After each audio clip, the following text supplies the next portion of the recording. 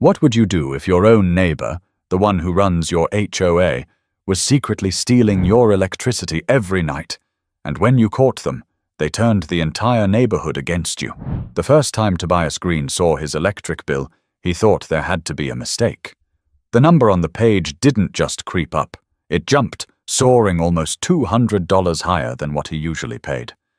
At first, he blamed his kids for leaving lights on, or maybe the dryer working overtime. But after double-checking, nothing lined up. His family's habits hadn't changed, his home office ran on the same setup, and his plug-in SUV hadn't been charging more often than usual. Still, the bill told a different story.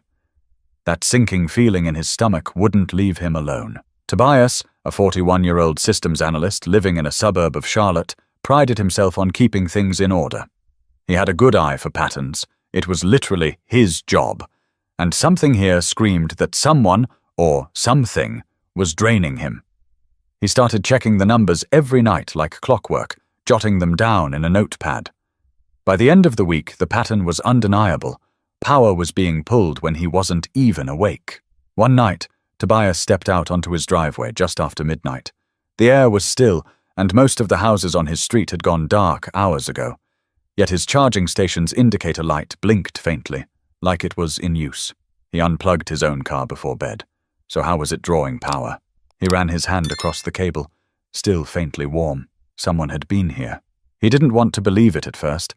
Neighbors were supposed to look out for each other, not sneak around in the dead of night. But Tobias wasn't the type to jump to conclusions without proof. If someone was bold enough to steal his electricity, then he was going to catch them in the act. The following morning, Tobias picked up a small motion-activated camera from a hardware store in Rock Hill. It wasn't anything fancy, but it would do the job. He set it up facing the driveway, angled perfectly toward the charging outlet. That night, he sat inside with his laptop, pretending to work, though his mind wasn't on the screen. He felt like a guard posted on watch. When the footage loaded the next day, his stomach tightened. There, in the grainy black-and-white video, was his neighbor, Priscilla Hensley. She wasn't some teenager pulling a prank or a stranger passing through. She lived right across the street, in the 2-story brick house with the manicured hedges and HOA flyers taped to the mailbox. At 56, she carried herself with the stiff, commanding air of someone used to telling others what to do. And yet there she was, crouched by his driveway, calmly plugging her Tesla into his charger as if it belonged to her. Tobias replayed the clip 3 times, hardly able to believe it. Each second filled him with a mix of anger and disbelief. She didn't look rushed, guilty, or even nervous. She acted like she had every right to be there. When she finally walked back across the street, she didn't even glance around. That arrogance burned Tobias more than the theft itself. He told himself maybe it was a one-time thing.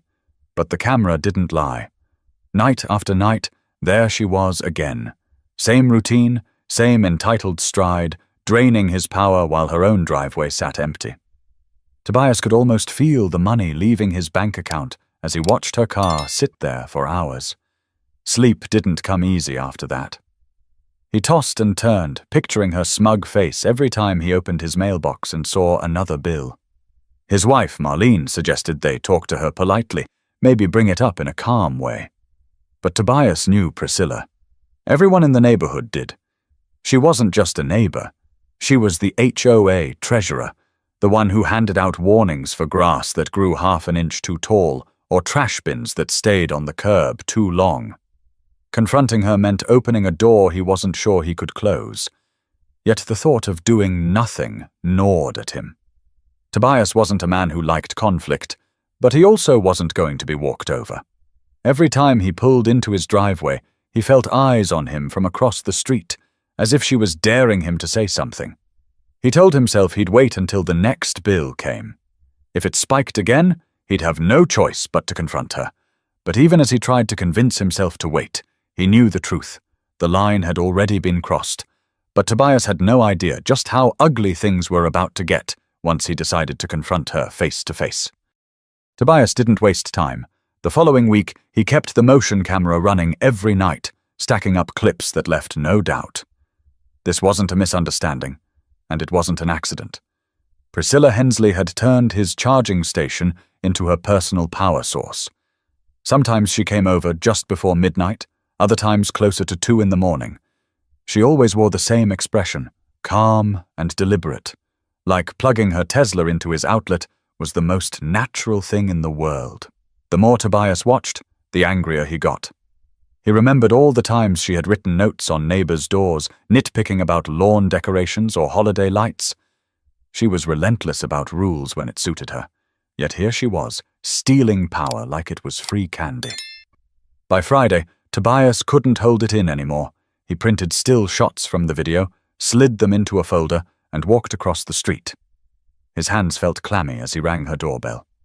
A chime echoed, and after a moment, Priscilla opened the door. She was wearing a light sweater draped over her shoulders, her hair pulled back in a bun. She looked surprised to see him, but only for a second. Then that familiar look of superiority washed over her face. "Tobias," she said smoothly, as if she'd been expecting him. "What brings you over?" "I think you already know," he said, keeping his voice steady. He handed her the folder. "I've been having some issues with my electric bill, so I set up a camera." Priscilla flipped through the photos, her face unreadable. For a moment, Tobias thought maybe she'd apologize, maybe she'd act embarrassed. Instead, she closed the folder and handed it back with a faint smirk. "You're being dramatic," she said. "This is a community. Resources are meant to be shared. You've got a charger just sitting out there. I figured you wouldn't mind." Tobias felt his jaw tighten. "Wouldn't mind? You're stealing my electricity, Priscilla. That's not sharing. That's theft." Her expression hardened. "Watch your words. And remember who keeps this neighborhood running. Without the HOA, you wouldn't have the clean streets, the property values, the safety we all enjoy. If you're going to nitpick about a little electricity, maybe we should revisit whether your driveway setup is even compliant. Those wires, those fixtures, do you even have approval for that?" There it was. The threat. Not even subtle. "I don't need approval to charge my own car." Tobias shot back. "And you don't get to bully me with HOA nonsense just because you got caught red-handed." For the first time, a flicker of irritation crossed her face. She stepped closer, lowering her voice. "Careful, Tobias. I'd hate for you to make this bigger than it needs to be. Let's just call it even." He shook his head. "No, it ends tonight. Don't touch my outlet again." For a moment they locked eyes, the tension thick as concrete. Then Priscilla smiled faintly, like she knew something he didn't. "We'll see," she said, and closed the door. Tobias walked back across the street, folder tucked under his arm. His hands were shaking, not from fear, but from fury. She hadn't even tried to deny it. She acted like she owned the place, like his driveway was hers to manage. That smug grin stuck in his mind the rest of the night. Later, as he sat in his living room replaying their conversation, his wife asked softly, "Do you think she'll stop?" He didn't answer right away. Deep down, he knew the truth.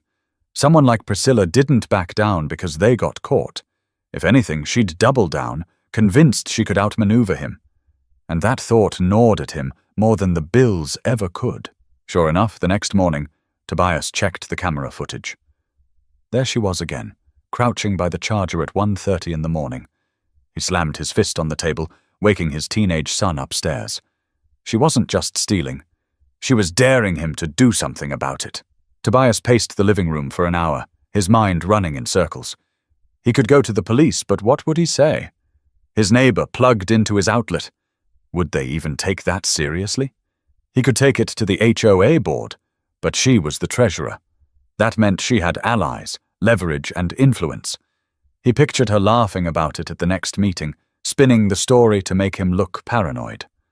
No, Tobias thought. If this was going to end, he had to handle it himself. He couldn't rely on anyone else. But that decision came with a heavy weight. Standing up to Priscilla wasn't just about a charger anymore. It was about respect, about not letting someone walk over him in his own home. He sat down at his desk, staring at the footage one more time. Priscilla, in her sweater and neat shoes, moving with the confidence of someone who believed rules didn't apply to her. He felt his pulse quicken. If she thought she could keep doing this without consequence, she was wrong. But Tobias had no idea that confronting her once wasn't enough, because Priscilla was about to push even harder, and the fight between them was only just beginning. Tobias barely slept that weekend. Every time he closed his eyes, he saw Priscilla's face, that smug smirk when she told him, "We'll see." It wasn't just the theft anymore. It was the disrespect, the brazen way she dismissed him, like he was a child throwing a tantrum. He knew she wasn't going to stop. And the longer he stayed silent, the more power she had over him. By Monday evening, he decided enough was enough. He was going to confront her again, but this time in the open, where the neighborhood could see. Maybe if she felt the weight of witnesses, she'd finally back down. The chance came sooner than expected. As Tobias returned home from work, he noticed Priscilla standing at the curb, chatting with two other neighbors, Roger Kim, who lived next door to Tobias, and Donna Myers from around the corner. Tobias could tell by the way they glanced at him that she was already spinning some kind of story. He parked his SUV, got out, and walked straight toward them. His heart was pounding, but his voice came out steady. "Priscilla, we need to talk." She turned, her smile tight. "Oh, Tobias." Perfect timing. "We were just discussing the HOA guidelines for outdoor fixtures. Did you know there's been concern about safety hazards with certain setups?" Tobias felt the heat rising in his chest. "Cut the act. You've been stealing my electricity for weeks.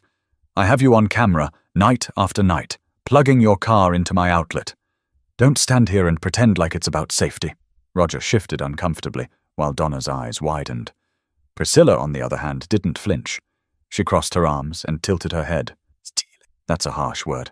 I told you before, this is a community. Sharing resources is part of being a good neighbor. Maybe instead of throwing accusations, you should consider how selfish you sound." "Selfish?" Tobias snapped. "My family's paying for your car to run. You cost me hundreds of dollars, and you're calling me selfish?" Donna jumped in, trying to calm things down. "Maybe there's been a misunderstanding." "There's no misunderstanding." Tobias cut her off. He looked right at Roger. "I have video proof. She knows exactly what she's doing." Roger rubbed the back of his neck. "That doesn't sound right, Priscilla." "If he has proof..." Priscilla shot him a sharp look, silencing him.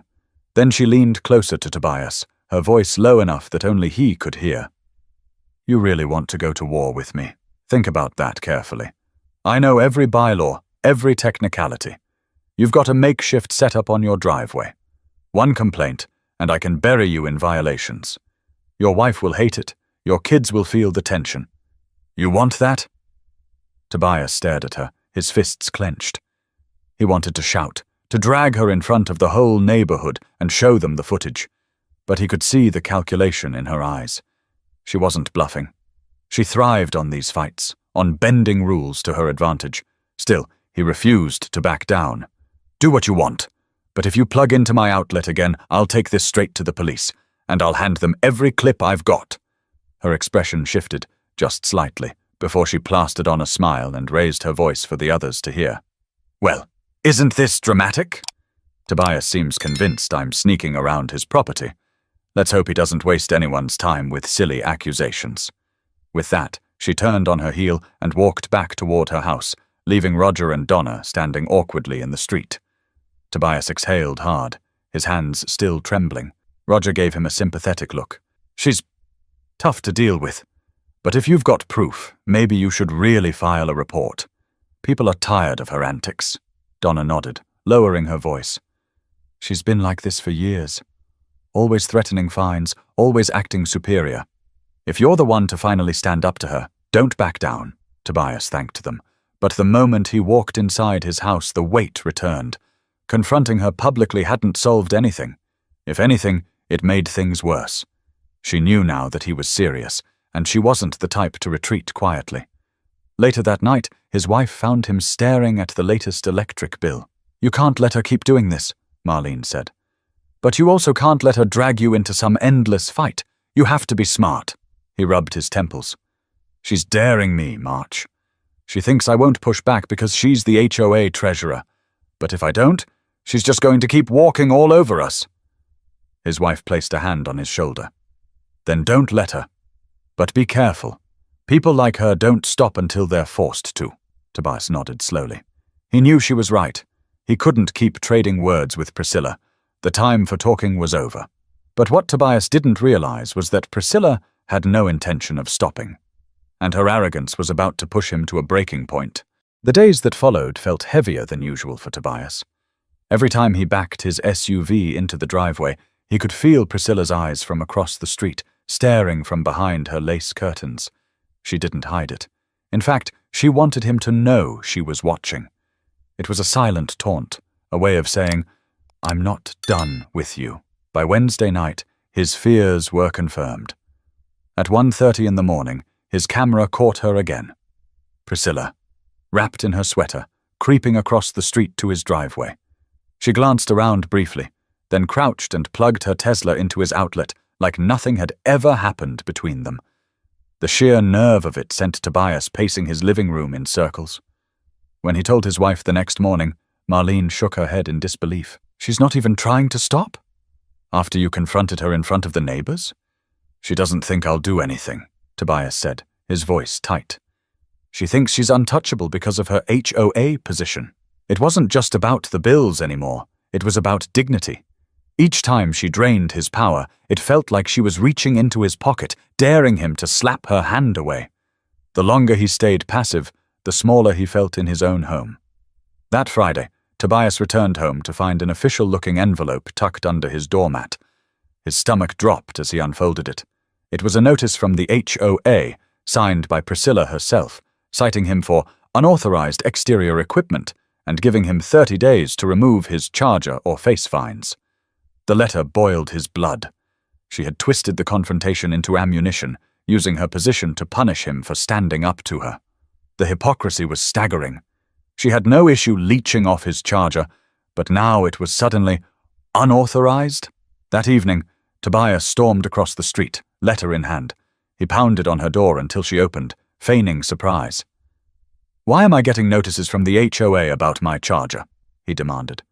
Priscilla raised an eyebrow. "Because, Tobias, rules are rules.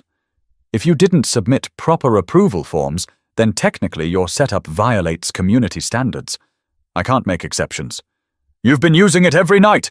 His voice cracked with outrage. "Don't act like you care about the rules." "This is nothing but retaliation." Her smirk widened. "Careful, Tobias. Accusations like that can get you in trouble. Maybe it's time you accept that being part of a community means compromise. If you can't handle that, maybe this neighborhood isn't a good fit for you." That last line hit like a punch. She was trying to push him out, make life so unbearable that he'd either back down or move away. Tobias leaned in, his eyes locked on hers. "You're not going to bully me out of my own house. And you're sure as hell not going to keep stealing from me." Priscilla's expression flickered, just briefly, before she let out a soft laugh and closed the door in his face. When Tobias returned home, Marlene was waiting. "What did she say?" "That she wants me gone," he muttered, dropping the letter onto the kitchen counter. "She thinks she can use the HOA as her weapon, but I'm done playing by her rules." His teenage son, Malik, overheard from the living room. "Dad, why don't you just report her to the cops?" "You have video. That's theft," Tobias sighed. "Because she'll spin it, make it about me. And until the cops actually see her stealing in person, it's my word against hers. Trust me, she knows how to play the system." His son frowned. "So what are you going to do?" Tobias didn't answer right away. He stared at the footage on his laptop screen. Priscilla hunched at his outlet, her face calm, almost smug. The solution didn't come instantly, but a seed began to form in his mind. If she wouldn't stop, maybe it was time to make sure she couldn't. The next morning, Tobias drove to an electronics supply store in Gastonia. He asked the clerk about surge protection systems, ones designed to cut power when unauthorized use was detected. The clerk raised an eyebrow, but showed him a heavy-duty setup. Tobias bought it without hesitation, his resolve hardening with every mile back home. As he installed it later that weekend, he felt a strange calm settle over him. This wasn't about revenge. It was about drawing a line, about reclaiming control. He had been pushed, prodded, and mocked long enough. If Priscilla thought she could keep draining his outlet, she was in for a shock. But Tobias had no idea that his quiet act of defense would soon ignite a storm bigger than he ever expected. Tobias spent most of Saturday in his garage. Tools now spread across the workbench, instructions pinned under his elbow. He had never considered himself particularly handy, but his background in systems analysis gave him patience and an eye for detail. And this wasn't just some weekend project. This was war prep. The surge safeguard looked simple enough on the box, but once he opened it, the guts of wires, breakers, and circuit boards made it clear. One wrong move and he'd fry his own SUV. Still, Tobias pressed on. He wanted a system that would recognize when his car wasn't connected and instantly cut off power. More than that, he wanted it to overload if anyone tried to bypass the setup. He wasn't aiming to destroy anything, but if consequences came, so be it. By late afternoon, sweat streaked his forehead and the floor was littered with wire clippings. He tightened the final screw, stepped back, and exhaled. The charger now had a hidden safeguard, invisible to anyone casually plugging in. Marlene walked into the garage, arms folded. "You've been at this all day." "Are you sure this is safe?" "As safe as it needs to be," Tobias said, wiping his hands on a rag. "Look, I'm not trying to hurt anyone, but she's left me no choice. Every bill, every threat, every smug look. It ends now." His wife studied him, worry in her eyes. "You're different lately. You used to laugh more. Now all I see is anger." Tobias leaned against the workbench. "It's not just about me. It's about all of us. If she gets away with this, what's next? Telling us what cars we can drive, what colors we can paint our house? I'm not living under her thumb." Later that night, Tobias tested the system with his SUV. He plugged it in, waited for the green light, and then unplugged it to simulate tampering.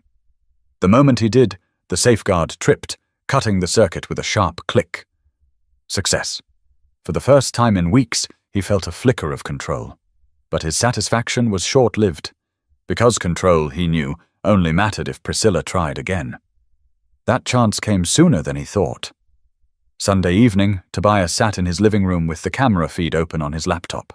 He'd developed the habit of keeping it on like background noise, always watching, always waiting. At 12:47 a.m., movement flickered across the screen. There she was. Priscilla, striding across the street in her cardigan, Tesla key fob clutched in her hand. Tobias's chest tightened. His wife stirred beside him on the couch, but he motioned for her to stay quiet. Together they watched as Priscilla knelt at the charger, glancing around briefly before plugging in. For a split second, the light on her Tesla flickered green. Then the safeguard tripped. On the camera feed, her head jerked up. She pulled the cable out, shoved it back in, then pulled it again. Tobias couldn't hear her from inside, but he imagined the curses spilling from her lips. The next moment was almost surreal. A faint spark flashed near the base of her charger port. She recoiled, staring in disbelief. Seconds later, the Tesla's system shut down entirely. No lights, no response. Just dead silence. Marlene covered her mouth, eyes wide. "Did you see that?" Tobias leaned closer to the screen, heart pounding. It worked. Outside, Priscilla stood frozen for a long moment, staring at her car like it had betrayed her. Finally, she yanked the plug free and stomped back across the street, her face twisted in fury. Her Tesla remained parked at the curb, lifeless. Tobias exhaled, a mix of relief and adrenaline flooding through him. He had taken back his ground, not with fists or shouting, but with quiet, calculated action. For the first time in weeks, he slept through the night. But morning brought a different kind of storm. At 8 a.m., a tow truck pulled up outside Priscilla's house.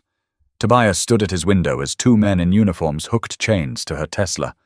She came outside in her robe, yelling about warranties and failures, but the men just shrugged, telling her to call the dealership. The whole scene played out in front of half the neighborhood. Phones recorded, curtains twitched, whispers began to spread. Marlene placed a hand on his arm. It's starting. She didn't need to say more. Tobias could already feel it in the air. This wasn't over. If anything, it had only escalated. But Tobias didn't realize how quickly the neighborhood would turn into a battlefield, with every whispered opinion turning into open sides. By Monday evening, everyone in the subdivision had heard about Priscilla's Tesla, a story that started with a tow truck rumbling down the street quickly ballooned into gossip passed over backyard fences, in hushed tones at mailboxes, and even through text chains among the residents. For once, the woman who normally held all the power in the HOA meetings was on the receiving end of whispers. From his porch, Tobias overheard two neighbors walking their dogs pause near his driveway. "Did you see Priscilla this morning?" Car wouldn't even start. "Had to get it hauled out," one said. "About time she got a taste of her own medicine," the other muttered. "She's been riding people for years." Tobias sipped his coffee, pretending not to listen, but inside he felt a guilty satisfaction. It wasn't that he wanted her to suffer, he just wanted her to stop stealing from him. And maybe, just maybe, this would finally shut her down. But Priscilla wasn't the type to accept defeat quietly. That evening, as Tobias was watering the hedges, she stormed across the street. Her expression was sharper than broken glass, her lips pressed into a thin line. "You think this is funny, don't you?" she snapped. Tobias set the hose down slowly. "I don't know what you're talking about." Her voice rose, shrill and cutting. "Don't play games with me, Tobias. My Tesla's battery is fried, and it just so happens right after your little confrontation with me. You tampered with your charger, didn't you?" He stared at her, unflinching. "Priscilla, the only person who tampered with my charger was you. You had no business using it, and now you're paying the price." Her eyes narrowed. "You'll regret this. I'll make sure of it." For a moment, Tobias thought she might lunge at him, but instead she spun on her heel and stormed back to her house. The very next day, a new notice showed up in his mailbox. This one accused him of endangering the community by installing hazardous equipment and warned of an emergency HOA review meeting. He crumpled the letter in his hand, his jaw tight. It was exactly as he feared. She was going to weaponize the HOA against him. That night at dinner, his teenage son Malik broke the silence. "Dad, people at the bus stop were talking about it. Some of the kids said their parents think you set a trap for her car." Marlene shot Tobias a worried glance. "It's spreading then." Tobias shook his head. "I didn't trap her car. I protected my own property." She made her choice. Malik leaned forward. "But if she's telling everyone you did it on purpose, people are going to believe her. You know how she is. She'll twist the story until you're the villain." Tobias gripped his fork but didn't answer. The truth was, he already felt the shift in the air. While some neighbors avoided eye contact, others offered him tight smiles of support. Lines were being drawn, and no one was neutral anymore. The following morning proved it. As Tobias headed to his car, Donna Myers waved him down. "Hey, I just wanted you to know," she whispered, glancing toward Priscilla's house. "You're not alone. Half this neighborhood is sick of her. She's used the HOA like a hammer for years. People are quietly cheering for you." Tobias managed a small nod. "Thanks, Donna." "I appreciate it." But just as Donna walked away, Roger Kim emerged from his porch across the street, his expression cautious. "Tobias," he called out, lowering his voice as he approached. "Be careful. Priscilla's telling everyone you sabotaged her Tesla. She's already drafting a formal complaint. If this gets ugly, she could actually cost you more than a few fines. She's got connections." Tobias sighed. "I figured as much, but I'm not letting her bully me. Not anymore." Roger frowned, looking unconvinced. "Just watch your back, all right?" That night, Tobias sat at his desk, scrolling through footage of Priscilla sneaking across his driveway. Each clip was a reminder, proof of her arrogance and theft. If she wanted a fight, fine. He had the evidence. But evidence didn't always matter when someone like Priscilla was the one holding the gavel. Out the window, he saw her porch light flick on. She stepped outside, phone pressed to her ear, pacing the walkway with sharp, deliberate strides. Tobias didn't need to hear her words to know. She wasn't letting this go.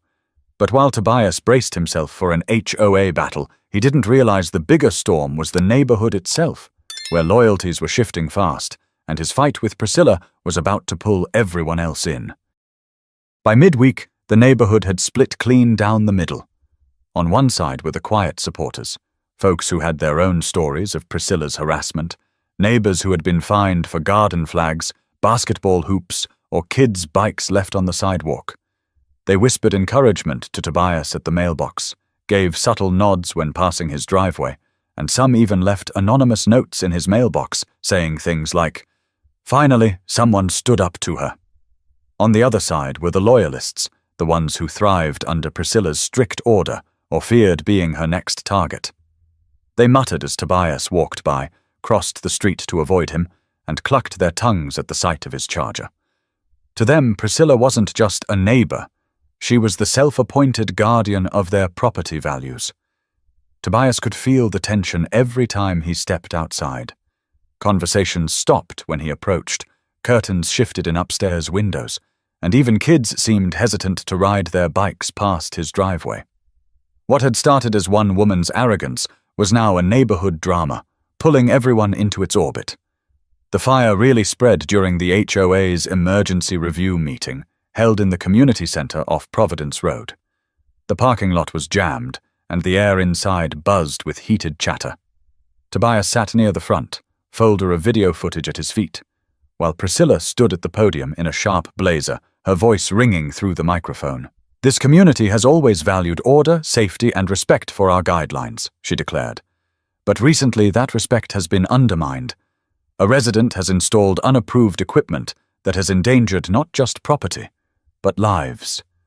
Murmurs rippled through the crowd. Tobias clenched his fists. She was already twisting the story. When it was his turn to speak, he rose, his voice steady despite the nerves crawling up his spine. "I'm not here to argue about bylaws. I'm here to talk about theft. For weeks, Mrs. Hensley came onto my property in the middle of the night to use my charger without permission. I have video evidence. This isn't about community safety. It's about her abuse of power." Gasps echoed as Tobias laid the printed stills on the table, clear shots of Priscilla crouched at his outlet. For the first time that evening, her expression faltered. Someone in the back called out, "So all this was true?"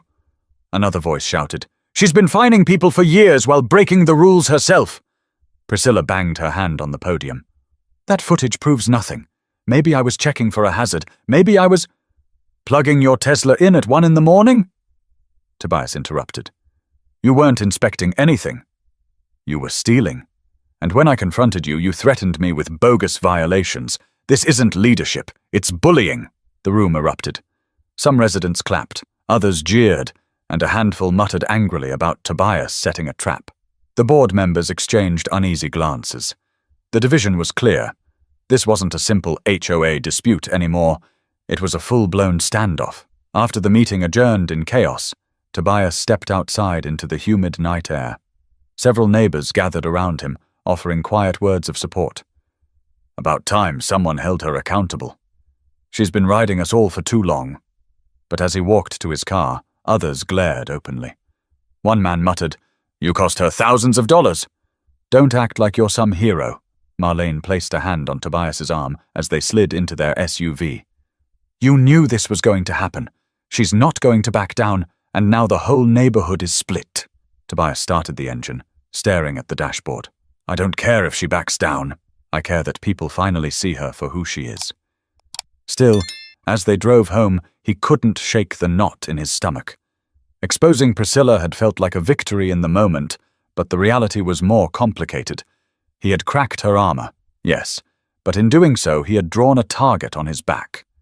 That night, while reviewing footage again, Tobias noticed something strange. For the first time in weeks, Priscilla hadn't stepped foot on his property. Instead, her lights stayed on until nearly 3 in the morning, shadows pacing across her living room curtains. She was plotting something, he could feel it. But Tobias didn't realize that the fallout wasn't just about him and Priscilla anymore, because the HOA fight was about to spiral into a neighborhood war, one that would test everyone's loyalties. By the next week, the subdivision no longer felt like a quiet row of suburban houses. It felt like 2 opposing camps separated by driveways and fences. The air was charged, not with friendliness, but with suspicion. Tobias could feel it when he pulled into his driveway after work. Some neighbors waved warmly, others turned their backs.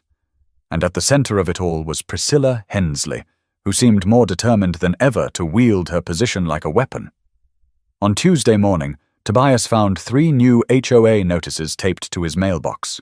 One claimed his hedges were overgrown by more than the allowable 2 inches. Another cited a decorative violation for a small garden gnome his daughter had placed by the front steps. The third accused him of leaving his trash bins visible for more than 24 hours, even though it was pickup day. He yanked the papers down, jaw clenched. Marlene joined him at the door. "She's piling it on now, trying to drown us in petty fines. She wants to break me," Tobias muttered. "But all she's doing is proving my point." That evening, the neighborhood's simmering tension boiled over. Tobias was in his driveway cleaning the SUV when Roger Kim walked up, his expression anxious. "She's calling for a special HOA vote," Roger said quietly. "Wants the board to consider removing your charger altogether, says it's unsafe and has already damaged property." Tobias wiped his hands on a rag. "So now she's rewriting history. Her Tesla fried because she stole my power, and somehow that's my fault?" Before Roger could answer, Priscilla's voice rang out from across the street. She was standing with 2 neighbors, gesturing wildly toward Tobias's house. "He's dangerous!" she shouted, loud enough for half the block to hear. "He tampered with his equipment. He could have set the whole street on fire." Tobias dropped the rag and marched toward her. "Stop lying, Priscilla! You broke the law by stealing from me, and now you're trying to spin it. You're not protecting this community. You're tearing it apart." The small crowd around her murmured. One neighbor, an older man named Arthur, stepped forward. "Priscilla, I've lived here 20 years. I've never seen Tobias cause trouble, but I've seen you slap people with fines for every little thing. Maybe you should look in the mirror." Gasps and mutters spread. Priscilla's face flushed red, her composure cracking for just a moment before she snapped back. "Arthur, if you don't like how the HOA is run, you're free to move." The street fell silent.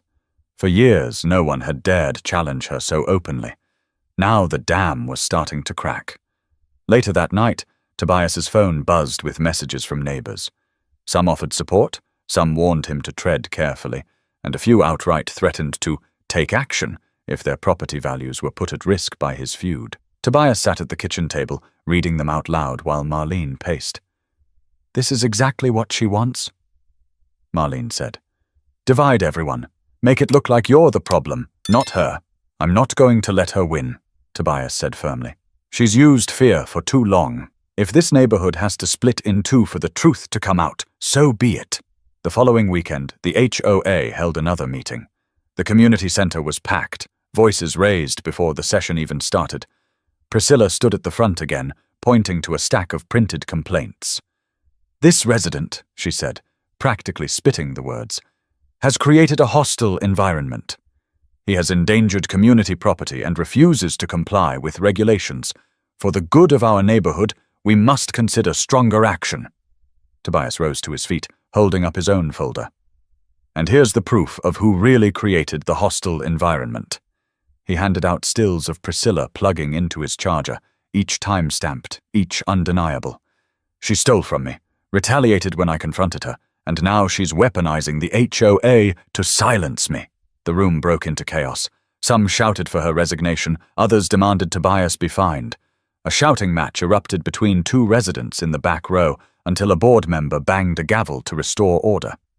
When the meeting adjourned, nothing had been resolved. No votes, no decisions, just more division. Neighbors spilled into the parking lot, arguing in clusters, voices rising into the night. As Tobias walked to his SUV, Marlene at his side, she whispered, "This is spinning out of control." He tightened his grip on the folder. "It has to. People need to see who she really is. And if it takes a fight to do it, then I'm ready." But Tobias didn't know that the fight was shifting, because now the battle wasn't just about him and Priscilla. It was about the entire neighborhood choosing who they trusted more. The morning after the explosive HOA meeting, Tobias noticed something he hadn't seen in weeks. Neighbors starting conversations without lowering their voices. People weren't whispering behind closed doors anymore. They were talking openly, and more importantly, they were talking about Priscilla. Donna Myers was the first to stop by his driveway. You've got people on your side, Tobias. More than you think. After last night, folks aren't scared of her the same way. Tobias frowned. What do you mean? Donna lowered her voice. Word's getting around. People are telling their own stories now. How she fined the Johnsons for painting their shutters the wrong shade of blue. How she threatened to report the miller's kid for riding his skateboard on the sidewalk. She's made enemies, Tobias. And now that she's exposed, they're finally speaking up. By noon, the neighborhood group chat, usually full of lost pet notices and yard sale ads, was on fire. Post after post called out Priscilla's heavy-handedness. Some shared scanned copies of ridiculous fines. Others described moments she humiliated them in meetings. A few even admitted they'd stayed quiet for years out of fear of retaliation. Tobias scrolled through the messages, stunned. It wasn't just him anymore. It was everyone. That evening, Roger Kim knocked on his door. He looked exhausted, but there was a determination in his voice. I didn't want to get involved at first, Tobias. But I can't stay quiet anymore. Last year, she threatened to fine me $500 because my son's basketball hoop violated aesthetic harmony. I paid it just to keep the peace. But seeing your footage, it hit me. She's been abusing power, plain and simple. Tobias nodded, gratitude softening his features. Thanks for telling me, Roger. The more people speak up, the harder it'll be for her to twist this. Within days, the momentum snowballed. Neighbors who had once sided with Priscilla began to distance themselves, their loyalty cracking under the weight of shared grievances. The woman who had once controlled the subdivision with threats of fines now found herself cornered by her own track record. The shift became obvious at the next HOA meeting. This time, the atmosphere was different. Instead of hushed respect when Priscilla entered the room, there were murmurs, pointed glances, even a few rolled eyes. When she tried to take the podium, Arthur, the older man who had defended Tobias earlier, stood and raised his hand. Before we listen to another lecture, I think it's fair we talk about the stack of fines people have been bringing me all week. I've seen letters for gnomes, for kids' bikes, for holiday decorations. It's out of control. And if Tobias is telling the truth, and judging by those videos he is, then Priscilla's been stealing while punishing the rest of us. How's that leadership? Applause broke out. Some clapped hesitantly, others with vigor, but the sound filled the room. Priscilla's face tightened. Arthur, you don't know what you're talking about. Every fine I've issued was within the rules. Donna rose from the back. Rules don't mean anything when you only use them to target people. You've turned this neighborhood into your kingdom, and we're all sick of it. The board members shifted uncomfortably. For the first time, they weren't rallying behind her. They were listening to the residents. Tobias seized the moment. He stepped forward, his voice steady. This was never just about my charger. It's about fairness, about respect, about not letting one person use power to control everyone else. I didn't ask for this fight, but I won't apologize for standing up. The room quieted. For once, Priscilla had no immediate comeback. She stood rigid at the podium, her eyes darting across the crowd, searching for support. But fewer and fewer faces met her gaze. When the meeting ended, neighbors surrounded Tobias, clapping him on the back, thanking him for exposing her. Even those who had been skeptical before seemed to realize the tide was shifting. Walking back to his car, Tobias felt lighter than he had in weeks. For the first time, it wasn't just him against Priscilla. The neighborhood was beginning to see through her facade. Marlene slipped her hand into his as they crossed the parking lot. You've turned the corner, she whispered. He gave a small smile. No, we have. Everyone's finally standing up, but the fight wasn't finished yet, because taking away her reputation was one thing, but ensuring lasting change in the neighborhood was another, and Tobias still had one final decision to make. 2 weeks later, the neighborhood gathered once more at the community center off Providence Road. The air felt different this time. There was no buzzing anxiety, no nervous chatter. People walked in with purpose, many carrying folders of old fines and letters as though ready to settle a score. Tobias sat near the middle, Marlene beside him, hands folded tight in her lap. He wasn't sure what would happen tonight, but the weight of the past month pressed heavily on his shoulders. At the front of the room, the HOA board members exchanged glances before the president cleared his throat. Tonight, we will be addressing complaints regarding board conduct. In particular, accusations of abuse of power and misconduct by Treasurer Priscilla Hensley. A murmur rippled through the room. All eyes turned toward Priscilla, who sat stiffly at the front, arms crossed, lips pursed into a thin line. For the first time, she didn't look untouchable. She looked cornered. Residents began standing one by one, recounting their experiences. The Johnsons spoke about being fined for painting their shutters. The Millers described the humiliation of receiving a violation notice for their son's skateboard. Donna Myers read aloud a letter she'd received about her holiday lights, her voice trembling with indignation. Each testimony was another stone laid at Priscilla's feet. Finally, Arthur stood, his deep voice carrying weight. "We trusted you to represent us, Priscilla. Instead, you used your position to punish us while breaking rules yourself. You've lost that trust." Applause filled the room. Even the board members joined in, their faces grim. Priscilla shot to her feet, her voice sharp. "You're all ungrateful. Without me, this neighborhood would fall apart. Property values would plummet. I was the only one willing to keep standards high. And now you want to crucify me because one man couldn't handle a few guidelines?" Tobias rose slowly. The room fell quiet. He held up a folder containing stills of her plugging into his charger. "This isn't about guidelines. This is about hypocrisy. You stole from me, retaliated when I stood up to you, and tried to bury me under false violations. This community deserves better than that." The silence was heavy. Then the board president spoke. "By unanimous vote, the board has decided to remove Priscilla Hensley from her position as treasurer effective immediately. Furthermore, a review committee will be established to reassess past fines and policies." Cheers erupted. Neighbors clapped, some even whistled. Priscilla's face flushed crimson as she gathered her bag and stormed out, slamming the door behind her. For the first time, her power was gone. Tobias sank back into his seat, a wave of relief washing over him. Marlene leaned close, whispering, "It's over." But Tobias knew it wasn't just about the victory. It was about the lesson etched into every sleepless night, every tense confrontation. Standing up to someone like Priscilla wasn't easy. It came with stress, conflict, and risk. But if you let fear keep you silent, people like her would never stop. Later, as Tobias stood in his driveway, neighbors began stopping by. Roger offered a handshake.